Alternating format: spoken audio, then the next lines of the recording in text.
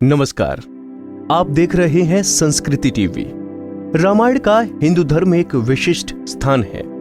मनुष्य जाति के जीवन और उनके कर्मों का विशेष प्रकार से रामायण में विवरण दिया गया है। इसमें भगवान राम और देवी सीता के जन्म और जीवन यात्रा का वर्णन है। हम में से अधिकांश लोगों को रामायण की कहानी पता है, लेकिन इस महाकाव्य से जुड़े कुछ ऐसे भी रहस्य हैं जिनके बारे में लोगों को जानकारी नहीं है। तो आज हम आपको रामायण से जुड़े कुछ रहस्यों के बारे में बताएंगे। ऐसा माना जाता है कि मूल रामायण की रचना ऋषि वाल्मीकि द्वारा की गई थी, लेकिन कई अन्य संतों और वेद पंडितों जैसे तुलसीदास, संत एकनाथ इत्यादि ने भी इसके अन्य संस्करणों की रचना की है। हालांकि प्रत्येक संस्करण में अलग अलग तरीके से कहानी का वर्णन किया गया है, लेकिन मूल रूपरेखा एक ही है। ऐसा माना जाता है कि रामायण की घटना 4 थी और 5वीं शताब्दी ईसा पूर्व की है। सबसे पहले बात करते हैं रामायण के हर 1000 श्लोक के बाद आने वाले पहले अक्षर से गायत्री मंत्र की। गायत्री मंत्र में 24 अक्षर होते हैं और वाल्मीकि रामायण में 24,000 श्लोक हैं। रामायण के हर 1000 श्लोक के बाद आने वाले पहले अक्षर से गायत्री मंत्र बनता है। यह मंत्र इस पवित्र महाकाव्य का सार है। गायत्री मंत्र को सर्वप्रथम ऋग्वेद में उल्लिखित किया गया है। श्री राम के माता पिता एवं भाइयों के बारे में तो प्रायः सभी जानते हैं, लेकिन बहुत कम लोगों को यह मालूम है कि राम की एक बहन भी थी जिनका नाम था शांता। वो आयु में चारों भाइयों से काफी बड़ी थी। उनकी माता कौशल्या थी।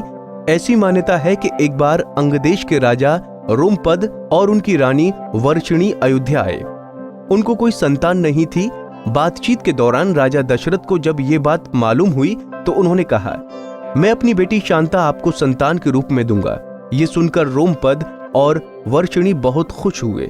उन्होंने बहुत स्नेह से उसका पालन पोषण किया और माता पिता के सभी कर्तव्य निभाए।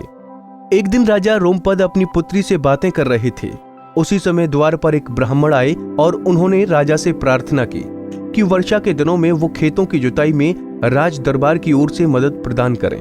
राजा को ये सुनाई नहीं दिया और वो पुत्री के साथ बातचीत कर रहे थे। द्वार पर आए नागरिक की याचना न सुनने से ब्राह्मण को दुख हुआ और वो राजा रोमपद का राज्य छोड़कर चले गए।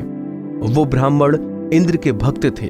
अपने भक्त की ऐसी अनदेखी पर इंद्रदेव राजा रोमपद पर क्रोधित हुए और उन्होंने उनके राज्य में पर्याप्त वर्षा नहीं की। इससे खेतों में खड़ी फसलें मुरझाने लगीं। इस संकट की घड़ी में राजा रोमपद ऋष्यशृंग ऋषि के पास गए और उनसे उपाय पूछा। ऋषि ने बताया कि वो इंद्रदेव को प्रसन्न करने के लिए यज्ञ करें।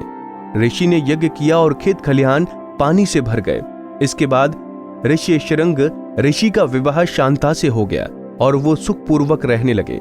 बाद में ऋष्यशृंग ने ही दशरथ की पुत्र कामना के लिए पुत्र कामेष्ठी यज्ञ करवाया था। जिस स्थान पर उन्होंने ये यज्ञ करवाया था वो अयोध्या से लगभग 39 किलोमीटर पूर्व में था और वहां आज भी उनका आश्रम है और उनकी तथा उनकी पत्नी की समाधियां हैं। राम को भगवान विष्णु का अवतार माना जाता है, लेकिन आपको पता है कि उनके अन्य भाई किसके अवतार थे? लक्ष्मण को शेषनाग का अवतार माना जाता है, जो क्षीण सागर में भगवान विष्णु का आसन है, जबकि भरत और शत्रुघ्न को क्रमशः भगवान विष्णु द्वारा हाथों में धारण किए गए सुदर्शन चक्र और शंख शैल का अवतार माना जाता है। हम में से अधिकांश लोगों को पता है कि राम का सीता से विवाह एक स्वयंवर के माध्यम से हुआ था। उस स्वयंवर के लिए भगवान शिव के धनुष का इस्तेमाल किया गया था, जिस पर सभी राजकुमारों को प्रत्यंचा चढ़ाना था। लेकिन बहुत कम लोगों को पता होगा कि भगवान शिव के उस धनुष का नाम पिनाक था। ऐसा माना जाता है कि वनवास के 14 वर्षों के दौरान अपने भाई और भाभी की रक्षा करने के उद्देश्य से लक्ष्मण कभी सोते नहीं थे। इसके कारण उन्हें गोदाकेश के नाम से भी जाना जाता है। वनवास की पहली रात को जब राम और सीता सो रहे थे तो निद्रा देवी लक्ष्मण के सामने प्रकट हुई। उस समय लक्ष्मण ने निद्रा देवी से अनुरोध किया कि उन्हें ऐसा वरदान दें कि वनवास के 14 वर्षों के दौरान उन्हें नींद न आए और वो अपने प्रिय भाई और भाभी की रक्षा कर सकें। निद्रा देवी इस बात पर प्रसन्न होकर बोली कि अगर कोई तुम्हारे बदले 14 वर्षों तक सोए तो तुम्हें यह वरदान प्राप्त हो सकता है। इसके बाद लक्ष्मण की सलाह पर निद्रा देवी लक्ष्मण की पत्नी और सीता की बहन उर्मिला के पास पहुंची। उर्मिला ने लक्ष्मण के बदले सोना स्वीकार कर लिया और पूरे 14 वर्षों तक सोती रही। आज की वीडियो में हमने जाना रामायण से जुड़े कुछ अनसुने रहस्य। अगली वीडियो में हम आपको बताएंगे भगवान विष्णु और राम का आध्यात्मिक महत्व और कुछ अन्य रहस्यों के बारे में।